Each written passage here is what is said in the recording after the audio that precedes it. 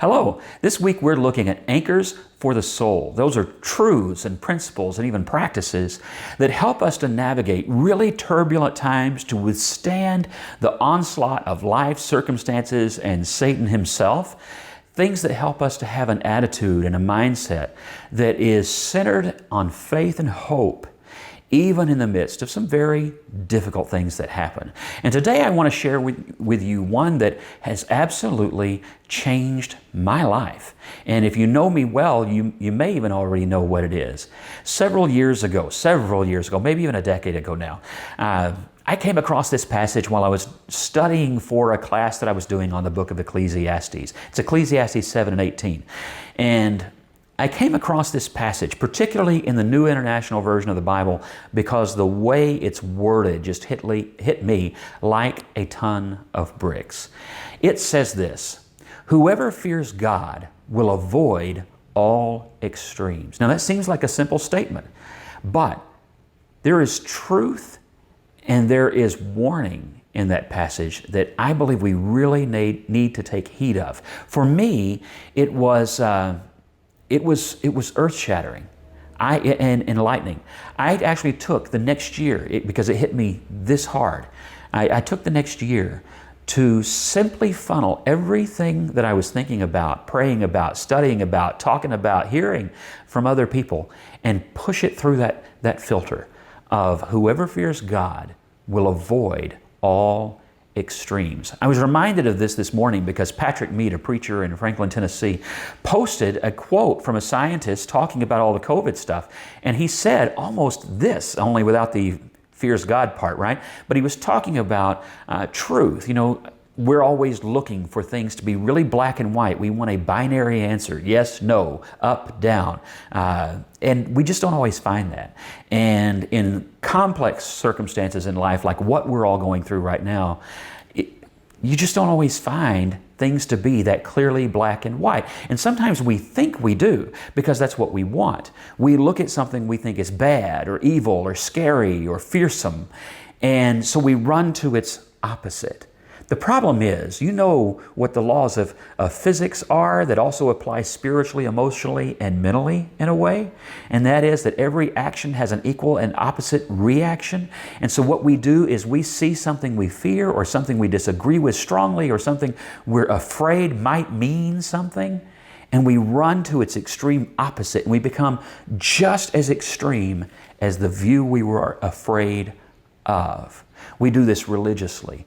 One of the reasons we have so much division in all of Christianity with denominations and non-denominations that are really denominations and all of this stuff, all that means is we're all divided, right?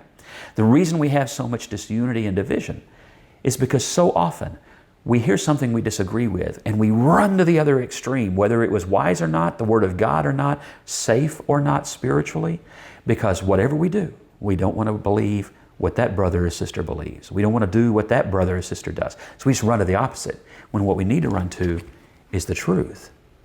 And they're not the same thing. Rarely do you find the truth by running to the opposite of a lie. Most of the time, when you run from an opposite lie, you run from one extreme lie, you run to another extreme lie in the other direction and miss the truth on the way. Whoever fears God will avoid all extremes, no matter which end they come from. And when you learn to do this and you learn to really just step back, I've got people emailing me every day with stuff saying, "Why don't you believe this extreme view?" Well, here's why. Whoever fears God will avoid all extremes. And so you step back and you say, before I react to this, am I sure that's where I ought to go? And before I react to this, am I sure that's where I ought to go? And before I react to these two, am I sure back there is where I want to go?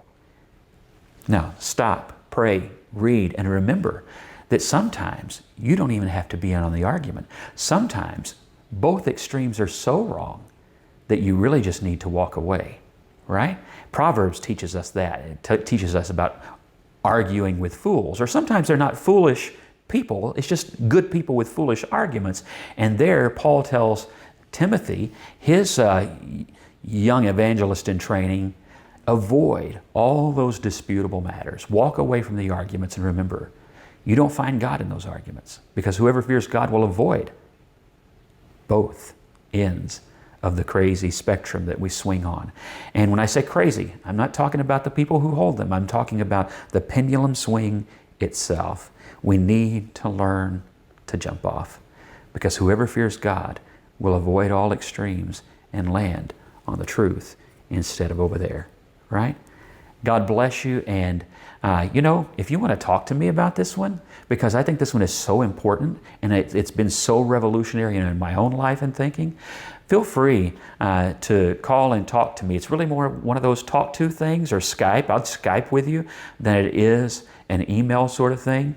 But I'd be glad to share some insight deeper into this with anybody who is interested. God bless you. Have a good rest of the weekend, and I hope to see you at church this Sunday at 10 o'clock at the Early Church of Christ. Or if you're not able to join us in person just yet, or you don't even live here, then we will be online at 10 o'clock on our Facebook Live or on our YouTube channel. God bless you. Have a great night.